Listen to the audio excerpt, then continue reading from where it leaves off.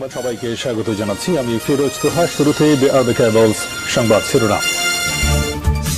বাংলাদেশের সর্বশেষ গুরুত্বপূর্ণ আপডেট সংবাদ আপনাকে স্বাগত। শুরুতেই জানিয়ে দিব সংবাদ শিরোনাম, পরে বিস্তারিত। শুরুতেই জানাবো বঙ্গবন্ধুর খুনি বজলুল হুদাকে গলা কেটে হত্যা।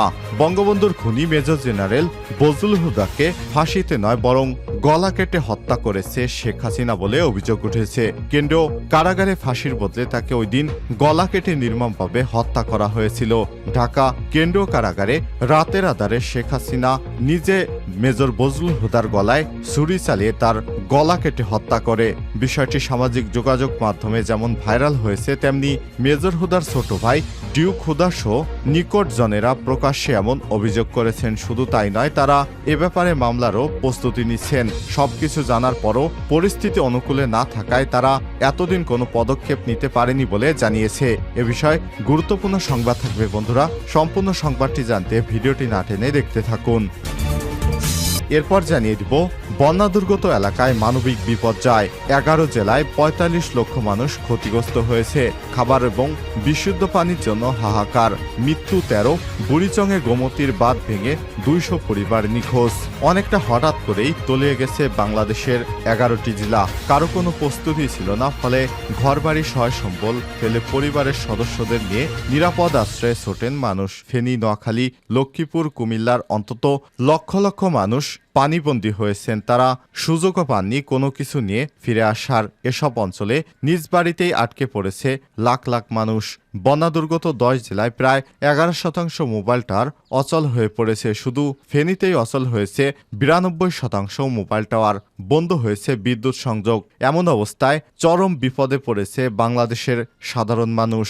ভারতের সরকার হুট করে না বলেই এই বাঁধ ছেড়ে দিয়েছে। কোনোভাবেই সরকার দায় এড়াতে পারবে না। ভারত সরকার যেভাবে আমাদের উপর অত্যাচার করছে, অচিরেই আন্তর্জাতিক আদালতে যাবে বাংলাদেশের অন্তর্বর্তীকালীন সরকারের প্রধান উপদেষ্টা। এদিকে মানবিক কার্যক্রম চালিয়ে যাওয়ার নির্দেশ দিলেন সেনাপ্রধান জেনারেল ওয়াকারুজ্জামান। বন্যা পরিস্থিতি স্বাভাবিক না হওয়া পর্যন্ত সেনাবাহিনীকে মানবিক কার্যক্রম অব্যাহত রাখার নির্দেশনা দিয়েছেন সেনাপ্রধান জেনারেল ওয়াকারুজ্জামান। আজ ফেনী জেলার পরশুরামে বন্যা কবলিত এলাকা পরিদর্শনে গিয়ে সেনাপ্রধান এই নির্দেশনা প্রদান করেছেন। এবারে জানাবো রক্তের দাগ এখনো শুকোয়নি।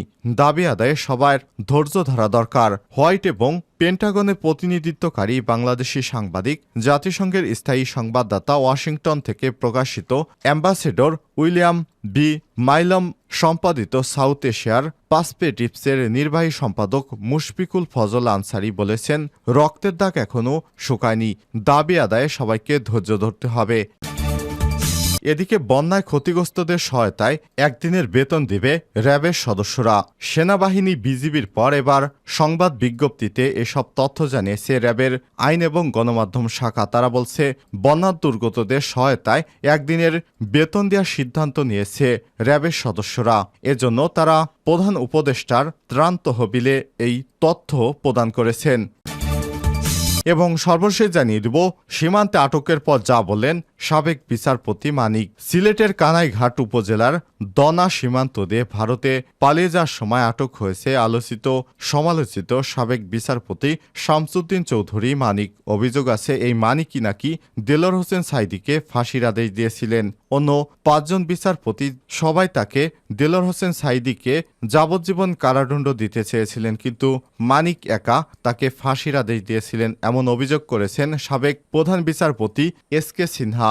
গত শুক্রবার রাত 9:30টার দিকে তাকে আটক করা হয়। রাত 12টার শেষ খবর পাওয়া পর্যন্ত তিনি বিজিবির ক্যাম্পে রয়েছেন। এদিকে বিচারপতি মানিক আটকের পর থেকে সামাজিক যোগাযোগ মাধ্যমে বেশ কয়েকটি ভিডিও ছড়িয়ে পড়েছে। সবাই আলহামদুলিল্লাহ, সুবহানাল্লাহ ইত্যাদি লিখে কমেন্ট করছেন এবং পোস্টে শেয়ার করছেন। প্রিয় দর্শক, এতক্ষণ শুনছিলেন সংবাদ শিরোনাম, এবারে বিস্তারিত।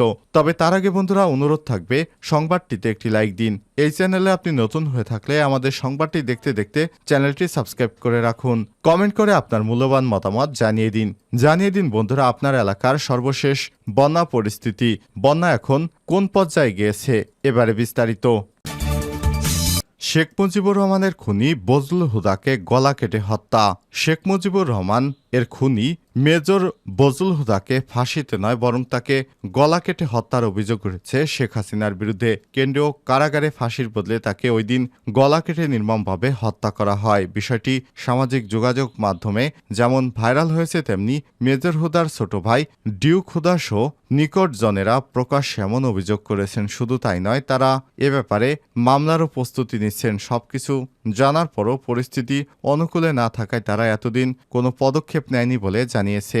মেজর অবসরপ্রাপ্ত বজলুল হুদা ছিলেন চুয়াডাঙ্গার আলমডাঙ্গা উপজেলার ছোট বোয়ালিয়া গ্রামের প্রয়াত ডক্টর রিয়াজউদ্দিন আহমেদের ছেলে। তিনি ছিলেন মেহেরপুর ২ আসনের সাবেক সংসদ সদস্য এবং মুক্তিযোদ্ধা।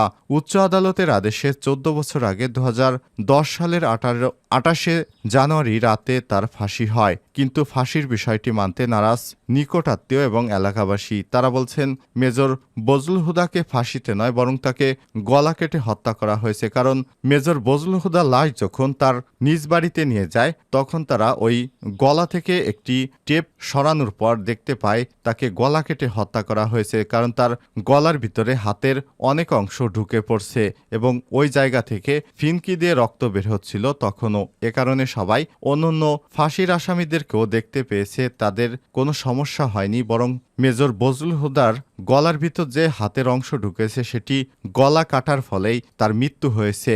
নিরাপত্তার অভাবে বজলুল হুদার গলা কাটার তথ্য গোপন করে রেখেছিল পরিবার এবং এলাকাবাসী। চলতি বছরের ৫ই আগস্ট হাসিনার পতন হলে মুখ খুলতে শুরু করেছে তারা। জানা গেছে ১৯৭৫ সালের ১৫ আগস্ট শেখ মুজিবুর এবং তার পরিবারের সদস্যদের খুন করে বজলুল হুদা সহ সেনাবাহিনীর কতিপয় সেনা সদস্যরা শেখ মুজিবুর রহমানকে খুনের দায়ে ফাঁসির আদেশে দণ্ডিত হন খুনিরা। ২০১০ সালে ২৮ জানুয়ারি রাতে মেজর অবসরপ্রাপ্ত বজলুল হুদা সহ মোট ৫ জনের মৃত্যুদণ্ড কার্যকর করা হয়। হুদার লাশ পরদিন সকাল ১০টায় আলমডাঙ্গার হাটবোয়ালিয়া গ্রামে তার নিজ বাড়িতে নেয় আইনশৃঙ্খলা বাহিনী। এর আগেই কয়েক হাজার পুলিশ, র্যাব সহ আইনশৃঙ্খলা বাহিনীর সদস্যরা অবস্থান নিয়েছিলেন সেখানে। লাশ নেওয়ার সঙ্গে সঙ্গে র্যাবের ঊর্ধ্বতন কর্মকর্তারা ৫ মিনিটের মতো তার লাশ দাফন করতে চাপ দিতে থাকেন তার পরিবারকে। কিন্তু পরিবারের সদস্য এবং হাজার হাজার উপস্থিত মানুষের চাপের র্যাবের কর্তারা তাদের অবস্থান থেকে পিছু হটতে বাধ্য হন। পরিবারের সদস্যরা নতুন করে লাশ গোসল দিতে গিয়ে দেখতে পান কফিনে শুধু রক্ত আর রক্ত। লাশ নামানোর পর দেখা যায় মেজর হুদার গলা কাটা স্থান থেকে জালবোনার মোটা সুতা দিয়ে সেলাই করে রাখা। মেজর হুদার লাশ গোসল করানো রফিকুল আলম বলেন, এটা একটা হত্যাকাণ্ড। লাশ জবাই করা ছিল, জবাই করে সুতো দিয়ে সেলাই করা ছিল। কমপক্ষে ৫ থেকে ৬ ইঞ্চি পরিমাণ কাটা ছিল, তখনও রক্ত বের হচ্ছিল। ৫ থেকে ৬ ইঞ্চি অর্থাৎ প্রায় আধ হাত গলা ভিতরের দিক কাটা ছিল। তার গলার শ্বাসনালী সহ সমস্ত অঙ্গ প্রত্যঙ্গ কাটা ছিল, যেটি কোনো মানুষকে ফাঁসির দড়িতে ঝুলালে এটি হওয়া সম্ভব নয়, সেটি তারা দেখতে পেয়েছিল। সুতরাং মেজর বজলুল হুদাকে যে ফাঁসি দেওয়া হয়েছে সেটি আর ওই এলাকার মানুষের বুঝতে বাকি থাকে না। কিন্তু শেখ হাসিনা ফ্যাসিস্ট সরকার থাকার কারণে তারা এতদিন মুখ খুলতে পারেনি, এবার তারা মুখ খুলতে শুরু করেছে। দুর্গত এলাকায় মানবিক বিপর্যয় অনেকটা হঠাৎ করেই তলিয়ে গেছে দেশের ১১টি জেলা। কোথাও কোথাও প্রস্তুতি ছিল না মোটেও। বন্যা দুর্গত এলাকায় ১১% মোবাইল টাওয়ার অচল হয়ে পড়েছে এবং শুধুমাত্র ফেনীতেই ৯২% টাওয়ার বন্ধ রয়েছে, নেই বিদ্যুৎ সংযোগ। কেউ কেউ আশ্রয় কেন্দ্রে যেতে পারলেও অনেকেই নিরুপায় হয়ে বাড়ির ছাদ, টিনের চাল বা খোলা আকাশের নিচে অবস্থান করছেন। খাবার নেই, বিশুদ্ধ পানি নেই। রাত নামলেই বিদঘুটে অন্ধকার আর শুনশান নীরবতা। চারদিকে থই থই পানি। মানবিক বিপর্যয়ের চূড়ান্ত সীমায় পৌঁছে গেছে কোনো কোনো এলাকা। দীর্ঘদিন ধরে ভারত সরকার আমাদেরকে শোষণ করে আসছে। তারা তাদের ইচ্ছে হলেই পানি ছেড়ে দেয়। যখন আমাদের পানির প্রয়োজন নেই, ভারত সরকার তখন পানি ছেড়ে, আর যখন শুষ্ক মৌসুমে বাংলাদেশের পানির প্রয়োজন তখন তারা বাদ দিয়ে এই পানিকে আটকে রেখে আমাদের বাংলাদেশকে একটি মরুকরণের দিকে নিয়ে যাচ্ছে। এই সর্বনাশা ভারত সরকারের বিরুদ্ধে এবার সময় এসেছে। এই সরকারের বিরুদ্ধে আমাদেরকে পদক্ষেপ নিতে হবে। এজন্য অন্তর্বর্তীকালীন সরকারের উপদেষ্টারা আন্তর্জাতিক আদালতে যাবেন বলে জানিয়েছেন। বন্যা মানবিক কার্যক্রম চালিয়ে যাওয়ার নির্দেশ সেনাপ্রধানের।